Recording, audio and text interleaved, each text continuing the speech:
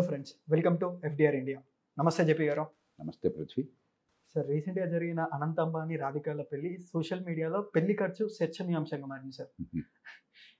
Sir, ఇలా మీరు ఎలా చూస్తారు? మధ్య తరగతి బీద కుటుంబాలు కూడా పెళ్లిళ్ళ మీద వాళ్ళ జీవితాంతం మొత్తం సంపాదించిన డబ్బును ఖర్చు పెడుతున్నారు. అంటే కొన్ని కుటుంబాలు అయితే అప్పు చేసి ఖర్చు పెడుతున్న సందర్భాలను కూడా చూస్తున్నాం. ఇది ఎలా చూస్తారు? పృథ్వీ, మీరు అన్నది పూర్తిగా వాస్తవం. చాలా మధ్యతరగతి, దిగువ మధ్యతరగతి కుటుంబాలు 10 మంది ఏమనుకుంటారో వాళ్ళని అనుకరించి వాళ్ళలాగా మనం కూడా విపరీతంగా ఖర్చు పెట్టకపోతే మన ఏమన్నా అనుకుంటారో, ఏమనుకుంటారో, ఏం జరుగుతుందో నాకేం అర్థం కాదు అని చెప్పని జీవితం మొత్తం కూడబెట్టిన డబ్బు. మామూలు కుటుంబాలు కూడా 10 లక్షలు, 20 లక్షలు, 30 లక్షలు, కొందరు 50 లక్షలు, 70 లక్షలు అలవక ఖర్చు పెడుతున్నారు. డబ్బు ఉంది కాదు, కానీ అంబానీ మరొకళ్ళు వాళ్ళ డబ్బు ఉంది, అది మంచి చెడు తర్వాత ఆలోచిద్దాం, వాళ్ళ ఇష్టం, అది పోతే వాళ్ళకేం నష్టం లేదు కాబట్టి అది పక్కన పెట్టేద్దాం. మనం భరించలేని వాళ్ళు కూడా ఖర్చు పెట్టేసిన తర్వాత చేతులు ఎత్తేయడం. ఖర్చు పెట్టకపోతే అందరూ ఏమనుకుంటారన్న భయం. అందుకే ట్యాగోర్ అన్నాడు, where the clear stream of reason has not lost its way into the dreary desert sand of dead habit. అలవాటు, అభ్యాసం, సంప్రదాయం, ఛాందసం, పదువులు ఏమనుకుంటారు అంటే ప్రయోజనం కాదు, నాకు లాభం ఏంటి, నా జీవితానికి మంచిదా, నా భవిష్యత్తుకి మంచిదా, నేను ఆదా చేసుకుంటున్నాను, నా ఆదాయం పెరుగుతుంది, అది కాదు. వాళ్ళు ఏమనుకుంటారో అలవాటు, సాంప్రదాయం, మన సంప్రదాయం, మన వంశం, మన గౌరవం, ఇలాంటి ఆలోచన చేసి శక్తికి మించి ఖర్చు పెట్టి కుదేరైపోతున్నారు. ఒక పెళ్లి జరపాలని చెప్పంటే ఆ కుటుంబం వణికిపోతుంది. పెళ్ళి అయ్యాక దాదాపు దివాళా తీసే పరిస్థితి వస్తున్నది. పోనీ ఆ పెళ్లి చేసుకున్న దంపతులకి ఏమన్నా ఉపయోగం ఉందా? ఆ డబ్బే కనుక మీరు ఆ దంపతుల పేరుతో బ్యాంక్ అకౌంట్లో పెడితే, లేకపోతే వాళ్ళకి కావాల్సినట్టుగా అసెట్స్ క్రియేట్ చేస్తే కనీసం రేపు పొద్దున కష్టకాలంలో ఆదుకోవడానికి ఉపయోగపడుతుంది. ఎవరికి ఉపయోగపట్ల. అలాగే బీద కుటుంబాలు కూడా వాళ్ళు 10 లక్షలు ఖర్చు పెట్టకపోవచ్చు, నిరుపేద కుటుంబాలు కూడా 2 లక్షలు, 3 లక్షలు అలవోగ్గా ఖర్చు పెడుతున్నారు పెళ్ళికి. దీనివల్ల బీదరికం శాస్త్రీయంగా కొనసాగుతుంది. ఒక నిరుపేద కుటుంబానికి, రెక్కాడితే కానీ డొక్కాడని కుటుంబానికి 3-4 లక్షలు పెళ్లి ఖర్చు పెట్టడం ఆషామాషి కాదు. అదేదో మీ అవసరాలకు సరదాగా పండుగ చేసుకోవటం వేరు, లేదు పెద్ద ఎత్తున ఆడంబరాలు, అదే పనిగా భోజనాలు, అందరిని పిలవటాలు, గందరగోళాలు, ఆర్భాటంలో ఏ ప్రయోజనం లేకుండా కుటుంబం మళ్ళీ బేదరికంలో దారిపోతుంది. కాబట్టి ఖచ్చితంగా ఆర్భాటపు ఖర్చు, అనవసర ఖర్చు, మన అవసరాలు తీర్చని ఖర్చు, మన ఆదాయాలు పెంచని ఖర్చు, మన జీవితంలో భద్రత మన ఖర్చు మనకి ఉరితాడవుతుంది ఒక బీద దేశంలో. అందుకే నేను వినమ్రంగా కోరుతున్నాను మధ్యతరగతిని, ఎగువ మధ్యతరగతి బీద కుటుంబాలు కూడా. బాగా డబ్బున్న వాళ్ళు ఏం చేసుకుంటారు, తప్ప రేటో పక్కన పెట్టేద్దాం. నా దృష్టిలో అది కూడా ఆహ్వానించదగ్గది కాదు. కానీ మన ఎవరో చెప్పడానికి వాళ్ళ జీవితం వాళ్ళు చేసుకుంటారు. వాళ్ళకే నష్టం లేనప్పుడు వాళ్ళు చేసుకుంటారు. స్వేచ్ఛ అంటే అది వాళ్ళ డబ్బు, వాళ్ళు పన్నులు కట్టారు, మిగతాది వాళ్ళు తింటారు, పారేసుకుంటారు, మనదేం పోయింది. కానీ ఎందుకు వాళ్ళని అనుకరించి సాంప్రదాయానికి దాసులం అయిపోయి మన పిల్లల భవిష్యత్తు నాశనం చేసుకుంటాం?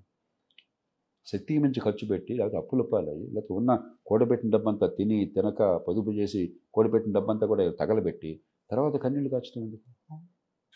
కాబట్టి నాకు తెలుసు, పెళ్ళిళ్ళంటే ఆర్భాటం ఉన్న సమాజంలో ఈ మాట అంటే కొంచెం కోపం కలుగుతుంది చాలామందికి. కానీ నేను చాలా వినమ్రంగా కోరుతున్నాను, ఎవరి జీవితాన్ని శాసించాలి, ఎవరి జీవితం వాళ్ళది, ఎవరి స్వేచ్ఛ వాళ్ళది. కానీ వినమ్రంగా అందరినీ అర్థిస్తున్నాడు. ఒకసారి ఆలోచించండి, మీ కుటుంబం గురించి ఆలోచించండి. మీరు ఒక్కరోజున ఎంత పెద్ద ఆర్భాటంగా పెళ్లి చేశారన్నది ఎవరికి పట్టదు, ఎవరేమనుకోరు.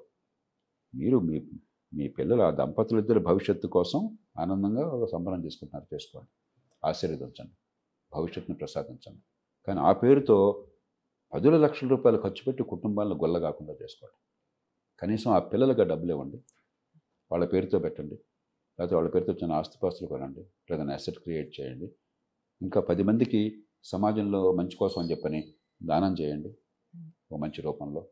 అంతేగాని ఈ వృధా వల్ల మీ జీవితాలు నాశనం అవుతూనే బెదరకం కొనసాగుతుంది, మీకు సంతోషం మిగట్లా. చివరికి ఆ పెళ్లికి పిలిస్తే మీరు 100 మందిని, వాడు ఈ కూర బాగోలేదు, ఇంట్లో ఇది ఎక్కువైంది, ఎందుకు ఇదంతాను తెచ్చించుకోవడం కోసం. అందుకని కాస్త ఆలోచించమని నేను కోరుతాను. మనం సాంప్రదాయంలో ఉన్న మంచిని మనం పెంచుదాం. సాంప్రదాయంలో మనకి దెబ్బతీసేవి, మనకు నష్టం కలిగించేవి కొంచెం ఆలోచించి వాటిని పక్కన పెడదాం. ఎవ్వడే మిమ్మల్ని కొట్టడో తిట్టడు, ధైర్యంగా చేయండి. సార్ గతంలో మీరు చాలాసార్లు మాట్లాడుతూ మన సమాజంలో కుటుంబ వ్యవస్థ ఎంత దాని బలం ఏంటో బలహీనతలు ఏంటో చాలాసార్లు చెప్పారు. అలాంటి కుటుంబ వ్యవస్థలో పెళ్లి అనే విషయానికి వచ్చేసరికి ఎందుకు సార్ అంటే ఏం లేకున్నా గానీ వాళ్ళు ఎక్కువ ఖర్చు పెట్టారు, నేను ఎక్కువ ఖర్చు పెడతా అని ఒక కాంపిటీషన్ ఎందుకు? అంటే అందుకని ఇప్పుడు నేను వివాహ వ్యవస్థని పూర్తిగా గౌరవించే వ్యక్తి. కాబట్టి మన దేశంలో మనకుంటే వివాహంలో ఎన్ని పొరపాట్లు ఉన్నా కూడా ఒకసారి పెళ్లి చేసుకుంటే ఏదో 3 రోజుల్లో తెగే సంబంధం కాదు మన దేశంలో సాధారణంగా. దాన్ని ఒక జీవితకాల సంబంధంగా భావిస్తాం. అరుదైన సందర్భాల్లో తప్ప తేలిగ్గా చిన్న పొరపొచ్చారు అని చెప్పి రామ్ రామ్ అని చెప్పాను మనం. తర్వాత తల్లిదండ్రి ఎన్ని ఇబ్బందులు ఉన్నా కూడా పిల్లల్ని ప్రేమిస్తారు, పిల్లల కోసం త్యాగాలు చేస్తారు, ఆ కుటుంబాన్ని బలంగా ఉంచుతారు, పిల్లలకు ఆలనా పాలన ఉంటుంది. ఇవన్నీ కూడా చాలా అవసరం సమాజానికి.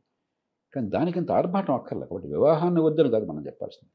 వివాహం అన్న సంబరాన్ని వదిలేయమని చెప్పాను నేను అంటలా. అలాగే మీ సాంప్రదాయాలను బట్టి కొందరు 7 సప్తపది అంటారు, కొంతమంది మరి మెడలో తాళ్ళు అంటారు, ఇంకోటి తలంబ్రాలు అంటారు, మరొకరు అరుంధతి నక్షత్రం. మీ ఇష్టం, అది సంప్రదాయాలు తప్పేం. కానీ అనవసరపు ఖర్చులు, ఆర్భాటపు ఖర్చులు శక్తికి మించి పెట్టి మీరు అనవసరంగా అప్పుల పాలు కాబోకండి, కష్టాలు కొరిపించుకోబోకండి. ఇది పెద్ద కష్టమేం కాదు. మన దేశంలో ఈ ప్రయత్నాలు చాలా కాలం జరిగినాయి. ఒకప్పుడు ఈ పొదుపరితనం, కొంచెం ఉన్న వనరులు జాగ్రత్తగా వాడుకోవటం, పిల్లల భవిష్యత్తు కోసం జాగ్రత్త చేయడం అని చెప్పన్నది అందరూ అంగీకరించేది.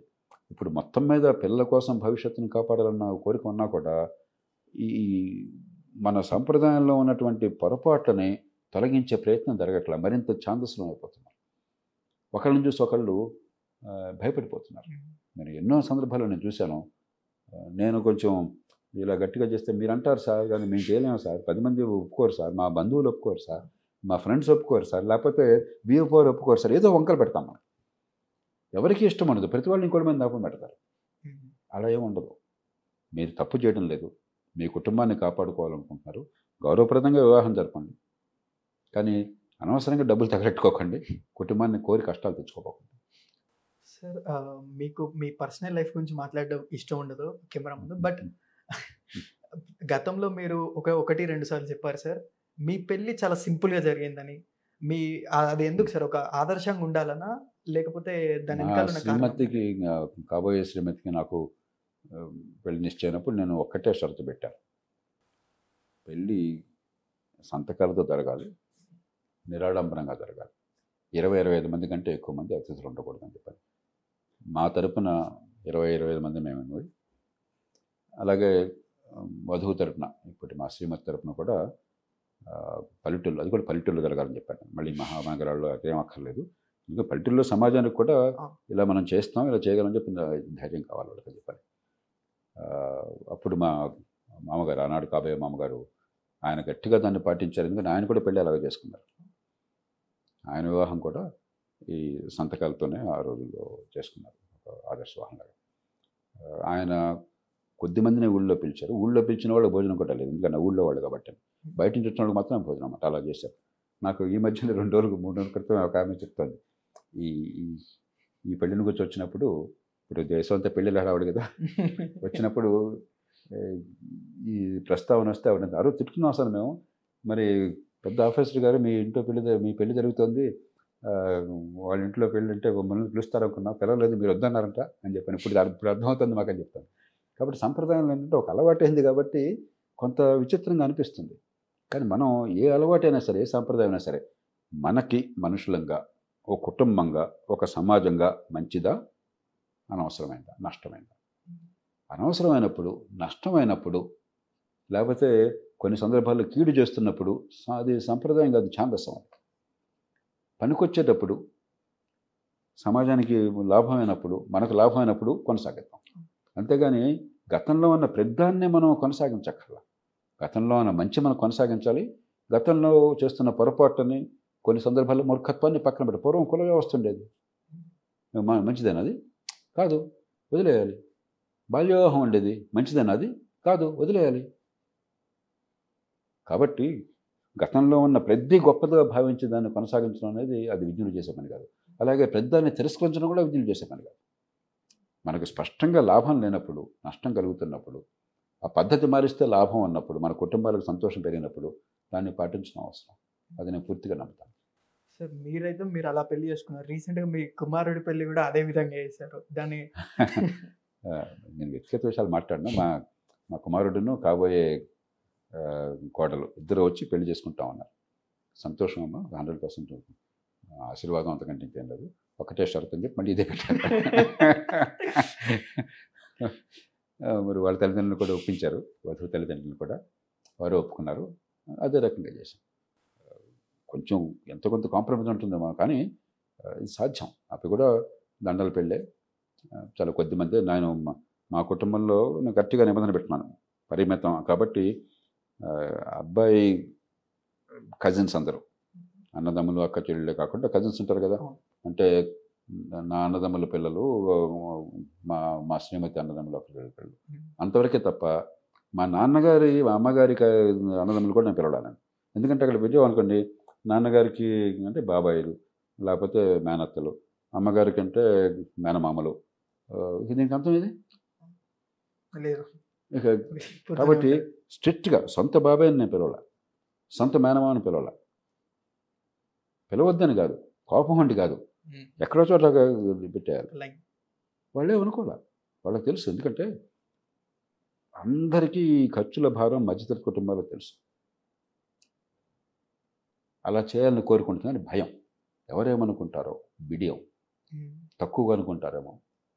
ఎవ్వరు తక్కువ అనుకోరు. మీ వనరుల లోపల మీరు బతికితే, ఎవరికి అన్యాయం చేయకుండా, ఎవరికి ద్రోహం చేయకుండా, మీరు నిజాయితీగా బతికితే, మీ వల్ల సమాజంలో 10 మందికి చేతనైన మంచి జరిగితే ఎవ్వరు మీ గురించి చెడుగా అనుకోరు. మీరు పెట్టిన ఖర్చును బట్టి మిమ్మల్ని గొప్ప అనుకునేవాడు వాడు పనికి మాలినవాడు, వాడు మీకు అనవసరం. కాబట్టి నేను ఎన్ని కోట్ల రూపాయలు కారులో ఎక్కాలని కాదు. మీ కారు కావాలంటే కంఫర్టబుల్గా ఉండే కారు తీసుకోండి, అంతేగాని కోట్ల రూపాయల కారు అక్కర్లేదు. అలాగే పెళ్ళి గౌరవప్రదంగా సంతోషంగా చేసుకోండి. ఎవరి కోసం కాదు, మీకోసం. అది అసలు ఈ పెళ్ళిళ్ళలో ఒక మాట చెప్తాను నేను, ఇంతమందిని పిలుస్తారు, వధూవరుల పేర్లు కానీ మొహాలు కానీ తెలిసా వచ్చిన వాళ్ళు దొరకనా? ఆ తల్లి తండ్రి పిలిచారు వెళ్ళేవాళ్ళు. కానీ నేను నా మాట నిజంగా చెప్తాను, చాలాసార్లు ఆ అమ్మాయి వాళ్ళ అమ్మాయి వాళ్ళ అబ్బాయి పెళ్ళి నాకు తెలియదు. వాళ్ళు పిలిచారు, బలవంతంగా వెళ్ళాలి, అంతేగాని ఎవరి పెళ్ళి కూడా తెలియదు. అప్పుడు కారు చూసిన వీళ్ళ అమ్మాయి. ఒక వివాహం జరుగుతుంటే పెళ్లి చేసుకునేటువంటి దంపతులు ఇద్దరు అక్కడ హీరోలు, వాళ్ళ జీవితం గురించి. అది తప్ప అంతా ఆర్భాటం ఉంటుంది. ఆ తల్లిదండ్రుల ప్రతాపం చూపెట్టడం కోసం, వాళ్ళ ఆడంబరం కోసం, వాళ్ళ డబ్బుల కోసం, అది కాదు కదా. ఒక జీవితాన్ని పంచుకుందాం అనుకుని యుక్త వయసులో అబ్బాయి అమ్మాయి ఇద్దరు కూడా కలిసి కూర్చుంటే వాళ్ళ గురించి, వాళ్ళ జీవితం గురించి ముచ్చట కాకుండా, ఆలోచన కాకుండా, మన ఆర్భాటం గురించి, మన అహంకారం గురించి అయితే అది ఏమి పద్ధతి. కాబట్టి నేను చాలా వినమ్రంగా కోరుతున్నాను, దయచేసి ఈ భయాన్ని వదిలేయండి, ఈ సాంప్రదాయం, ఈ ఛాందస్సాన్ని వదిలేయండి. మనకి గతంలో సాంప్రదాయంలో ఉన్నటువంటి మంచిని కాపాడదాం, పనికొచ్చే వాటిని, అనవసరమైన వాటిని, నష్టం కలిగించే వాటిని తిరస్కరిద్దాం. ఎవ్వరు ఏమనుకోరు, భయపడిపోకండి. నేను కొంచెం గట్టిగా చెప్పడం ఎందుకంటే చాలామందికి మనసులో కొంచెం అనవసరమైన ఖర్చులు తగ్గిద్దామని అన్నా కూడా ఈ బిడియం ఏమనుకుంటారని, ఎవ్వరు ఏమనుకోరు. అలా అనుకునే వాళ్ళ గురించి మీరు పట్టించుకోవాల్సిన అవసరం లేదు. సార్ పెళ్ళి అనేది ఇన్ జనరల్ ఒక ఇద్దరు ఇండివిజువల్స్ మధ్యలో, రెండు కుటుంబాల మధ్య వ్యవహారం. వాళ్ళని ఇప్పుడు మీరు చేసుకున్నట్టు వాళ్ళని పర్సువేట్ చేయాలంటే ఎలా చేయాలి సార్? ఇప్పుడు వాళ్ళైనా ఇన్నర్గా మోటివేట్ కావాలంటే అంటే మనం కొంచెం ఆనెస్ట్గా బహిరంగ చర్చించుకోవాలి. అందరూ ముసులు గుద్దులాట్లు పెట్టి ప్రైవేట్గా బాగోలేస్తారని చెప్పి అనుకుని మళ్ళీ పబ్లిక్గా అందులో కాకుండా, ఇప్పుడు నేను ఎందుకని ఓపెన్గా మాట్లాడుతున్నానంటే, మనం దీనిలో ఏంటి, మనం సిగ్గుపడాల్సిన అవసరం ఏంటి, భయపడాల్సిన అవసరం ఏంటి, నిజాయితీగా మాట్లాడుకుందాం. అనవసరమైన ఆడంబరాలు ఆనందాన్ని పెంచనివి, ఆస్తుల్ని పెంచనివి, ఖర్చుని పెంచేవి, అప్పుల పాలు చేసేవి ఎందుకు అన్న చర్చ రాకపోతే ఒక పేద సమాజంలో పేదరికం నుంచి ఎలా బయటపడతాం? ఇవాళ నిరుపేదలు కూడా లక్షల రూపాయలు ఖర్చు పెడుతుంటే రెక్కాడితే డొక్కాడిన వాళ్ళు కూడా ఎట్లా అసలు ఈ సమాజంలో పేదరికం ఎట్లా పోతుంది? పాపం వాళ్ళు రెక్కల ముక్కలు చేస్తుంటే కానీ ₹1,00,000 ఒక నిరుపేద కుటుంబంలో తోపుడుబడితో రోజు బతికే వాళ్ళకి ₹1,00,000, ₹2,00,000 అంటే ఆషామాషి కాదు. ఎంత అప్పుల పాలైపోతున్నారు. ఎందుకు? అది దానివల్ల ఏం లాభం వచ్చింది కనుక. కాబట్టి ఇది నిజాయితీగా ఓపెన్గా చర్చించుకుంటే నా దృష్టిలో చాలామంది మనసుల్లో ఇది ఉండదు. కానీ ఈ భయం, సమాజం అంటే ఉన్నటువంటి బిడియం వల్ల ఎవరేమనుకుంటారో. మనకి కవి గారు చెప్పినట్టుగా నవ్విపోదురుగా నాకేటి సిగ్గు అన్నాడు. ఆడు నవ్వేదేంటి? నేను తప్పు చేస్తే సిగ్గుపడాలి, కానీ నేను మంచి చేస్తే తప్పు చేయకుండా ఉంటే నేను సిగ్గుపడేది. ఆ ధైర్యం కావాలి, ఆత్మవిశ్వాసాన్ని సమాజానికి అనేవాళ్ళు. అది ఇస్తే చాలా వేగంగా మారుతుంది, నాకు నమ్మకం. సార్ మీరు ఇంతకుముందు 2 లక్షలు 3 లక్షలు అన్నారు. యాక్చువల్లీ రీసెంట్గా అనంత్ అంబానీ గారి పెళ్లి సందర్భంగా సోషల్ మీడియాలో మ్యారేజ్ ఎక్స్పెండిచర్ గురించి డిబేట్ వచ్చింది సార్. ఒక న్యూస్ మ్యాగజైన్ వాళ్ళు యావరేజ్ చెప్తూ మన భారతదేశంలో పెళ్లిళ్ళకి lower middle class and poor families ఖర్చు ఇప్పుడు యావరేజ్ ఖర్చు చేసేది 25 లక్షల నుండి 30 లక్షల వరకు సార్. అంటే ఏడాది 1 కోటి పెళ్ళిళ్ళు అవుతాయి కదా, 2 కోట్ల మంది సగటున పుడుతున్నారు ఏడాదికి, కాస్త అటు ఇటుగా. ప్రపంచంలో 20% మంది 2,80,00,000 మంది పుడుతున్నారు. అంటే 1,20,00,000 ఎంతో పెళ్ళిళ్ళు అవుతాయి. మీరు చెప్పిన లెక్కలు కరెక్ట్ అనుకుంటే 20 లక్షలు లెక్కేసుకుంటే యావరేజ్ 20 లక్షలు ఇంటూ 1,20,00,000, 20 లక్షలు ఇంటూ 1,20,00,000 అంటే 25 లక్షల కోట్ల రూపాయలు అవుతాం సంవత్సరం. 25 లక్షల కోట్ల రూపాయలు ఒక్కసారి ఊహించండి. 25 లక్షల కోట్ల రూపాయలు అంటే భారతదేశంలో ప్రభుత్వాలకి మొత్తం వచ్చే ఆదాయంలో అన్ని ప్రభుత్వాలకి దాదాపు సగం డబ్బు వచ్చి తక్కువ అంచనా వేస్తున్నాం మనం. సగం డబ్బు పెళ్ళిళ్ళ ఖర్చు అవుతుంది. ఎవరు తిన్నట్టుది? ఎంత డబ్బు పోతుంది? ఎంత పేద దేశంలో మనమేది ఒక అమెరికా లాగానో అలా ఉన్నా కూడా అలా ఖర్చు పెట్టరు. ఇప్పుడు అమెరికా మనకంటే చాలా సంపన్న దేశం. ఏ దేశంలో ఇలా ఖర్చు పెట్టరు. బాగా గౌరవప్రదంగా మంచి ఆదాయంతో బతుకుతున్న వాళ్ళు కూడా అమెరికా లాంటి దేశాల్లో 30 లక్షల రూపాయల్లో ఖర్చు పెట్టరు. $50,000 $1,00,000 పెళ్లి ఖర్చు పెట్టాలంటే చాలా అపూర్వం అక్కడ. ఇది బాగా మంచి చదువుకున్న వాళ్ళు, మంచి వృత్తుల్లో ఉన్నవాళ్ళు, ఆదాయాలు వచ్చేవాళ్ళు కూడా. మరి మనకి ఆదాయం చూస్తేనేమో వేలల్లో ఉండే డబ్బేమో 10 లక్షల ఖర్చుల్లో ఉండే. ఎలా అసలు బేదరి నుంచి ఎట్లా బయటపెడతాం? పెద్దగా ఆలోచించక్కర్లా. మన కుటుంబాలని అనవసరమైన ఖర్చులు కుంగదీస్తున్నాయి. అదన్నిటికీ పరిష్కారం నేను అంటలా. కానీ బేదరికం భారం తగ్గాలి అంటే మనం పెట్టే ప్రతి రూపాయి ఖర్చు మన పిల్లల భవిష్యత్తుకి బాట వేయాలి. వృధా ఖర్చు లేకుండా ఆదాయం పెరగాలి, నైపుణ్యం పెరగాల, మంచి ఇల్లు కావాలా, మంచి గౌరవప్రదమైనటువంటి మన జీవితం కావాలా, జీవితంలో కావాల్సిన కనీస వస్తువులు కావాలా, మంచి విద్య ఆరోగ్యం కావాలా. దానికోసం ఎంతైనా చేద్దాం అవసరాన్ని బట్టి. అంతేగాని అనవసర ఖర్చులు పెట్టి ఎవరిని పోషిస్తున్నాం మనం? నీ కోరేది అదే, అంతకంటే ఇంకేం లేదు. ఇందులో పెద్ద విషయం ఏం లేదు. కొంచెం మన మన మన జీవితంలో కొన్ని కనీసం మన చేతి, దీని ప్రభుత్వం పాత్ర ఏం లేదు. దీన్ని అన్నిటికీ మనం రాజకీయం పార్టీలు తిడుతున్నాం. తిట్టడానికి వాళ్ళు అర్హత ఉంది, ఎందుకంటే తిట్టించుకోవాల్సిన బాధ్యత ఉంది. చాలా తప్పులు చేస్తున్నారు కాబట్టి. ఇక్కడ వాళ్ళు తప్పులు చేయట్లా, వాళ్ళు కూడా మనలాగా చేస్తున్నారని తప్పితే వాళ్ళని తప్పులు చేయట్లా. ఇది మనం ఆలోచించుకోవాలి. అన్ని ప్రభుత్వం మీద రాజకీయం మీద ఆధారపడవు. మన జీవితంలో చాలా విషయాలు మన చేతుల్లో ఉన్నాయి, మన కుటుంబం చేతుల్లో ఉన్నాయి. మన ఆలోచన, మన ప్రవర్తన కూడా మన జీవితంలో చాలా మేరకు మార్పు తీసుకొస్తుంది. కాబట్టి ఇది నాకు పెద్దగా అనిపించేది. పెళ్ళిళ్ళ ఖర్చులు అనేవి చాలా సులభంగా మార్చగలిగింది. అనవసరమైంది, ఏ రకంగానూ లాభం లేదు. అది ఆపేస్తే ఏ రకంగానూ నష్టం లేదు. మరి ఎందుకు చేయం? మనం చేయాలి. సార్ ఇప్పుడు అనంత్ అంబానీ గారు ఇదే సందర్భంలో గతంలో ఆర్జీవి గారు మాట్లాడిన ఒక చిన్న రీల్ సోషల్ మీడియాలో ట్రెండింగ్గా మారింది సార్. ఆయన ఒక సందర్భంలో ఏమన్నారంటే, ఒక కుటుంబం ఒక పెళ్లి జరిగితే ఆ పెళ్లిలో వాళ్ళు ఖర్చు చేసే డబ్బులు దానివల్ల ఇంకొక 100 మందికి 200 మందికి ఎకనామిక్ మనీ వాళ్ళ చేతుల్లోకి వెళ్తుంది, డబ్బు సర్క్యులేట్ అవుతుంది. ఇది అన్నారు. ఇది లాజిక్ తోనే చాలా మంది అంటున్నారు. దానిలో కూడా కొంత నేను వాస్తవం లేదంటలా, కానీ ఒక్కసారి ఆలోచించండి, 2 రకాలుగా ఆలోచించండి. మనది పేద దేశం. పేదరికం అంటే ఏంటి? డబ్బులు లేకపోవటం అనే కాదు, ఇంకా మౌలికమైన అవసరాలు తీరలా మనకి. పౌష్టికాహారం అందరికీ, ఒక నివాసప్రదమైన ఇల్లు, పారిశుధ్యం, ఆరోగ్యం దెబ్బతినకుండా, మంచినీళ్ళు, మనకి అందరికీ విద్యుత్ అందుబాటులో ఉండటం, మనకి రవాణా సౌకర్యం ఉండడం, మనకు ఉపాధి ఉండడం, పిల్లలకి గౌరవప్రదమైన ఆదాయం రావటం, మంచి నైపుణ్యం ఉండడం, సంపాదించిన స్థితి కలిగించటం, మంచి ఆరోగ్యం ఉండటం, మౌలిక సదుపాయాలు రావటం, మనకి రోడ్లు కావచ్చు, లేకపోతే మంచినీటి కాదు, ఇవన్నీ లేవు కదా. బెదరకు అంటే అర్థం అది కదా. ఇవన్నీ ఉంటే సమస్య ఎక్కడుంది? ప్రతిరోజు పేపర్ చూసినా ఏ చర్చ జరిగిన ఏంటిది? నీళ్లు లేవు, కరెంట్ లేదు, లేకపోతే రోడ్లు అధ్వాన్నంగా ఉన్నాయి, ఉద్యోగాలు లేవు, ఉపాధి, ఇదే కదా మన గొడవ అంతా కూడా. అలాంటి దేశంలో మన వనరులు, వ్యక్తి వనరులు కానీ సమాజ వనరులు కానీ మొట్టమొదటి దేనికి వెళ్ళాలి? మౌలిక అవసరాలు తీర్చడం కోసం, సంపద పెంచడం కోసం, ఉత్పత్తిని ఉత్పాదకతని పెంచడం కోసం, ఉపాధిని కలిగించడం కోసం. ఇవన్నీ తీరిన తర్వాత అదనంగా డబ్బు ఉంది, షోకులకి ఎంతైనా ఖర్చు పెడదాం. 5 స్టార్ హోటల్లో, మరి 5 స్టార్ హోటల్కి వెళ్ళినా కూడా మీరు ఎవరికొకరికి ఉపాధి ఇస్తున్నారు. కానీ 28,000 రూపాయలు 30,000 రూపాయలు రూమ్ ఒక్క రాత్రికి అవుతుంది. నాకేమీ లేనప్పుడు 30,000 రూపాయలతో 5 స్టార్ హోటల్లో రాత్రి గడుపుతారని చెప్పంటే 30,000 రూపాయలు ఎవడో లాభం ఉండొచ్చు. అదే మనకి లాభం. అదే మనం ఒక అపర కుబేరుల దేశం అనుకోండి, అందరూ కోటీశ్వరులు అయ్యారు అనుకోండి, ఉండే 30,000 ఖర్చు పెడితే ఇంకోటికి వస్తుంది, మళ్ళీ మీదకి వస్తుంది. ఓకే, కాబట్టి ఈ వాదన వినడానికి బాగానే ఉంటుంది, కొంత వాస్తవమే కానీ కరెక్ట్ కాదు. రెండోది, వనరుల్ని ఎలా కేటాయించాలి ఒక పేద దేశంలో, అవసరం ఉన్న దేశంలో.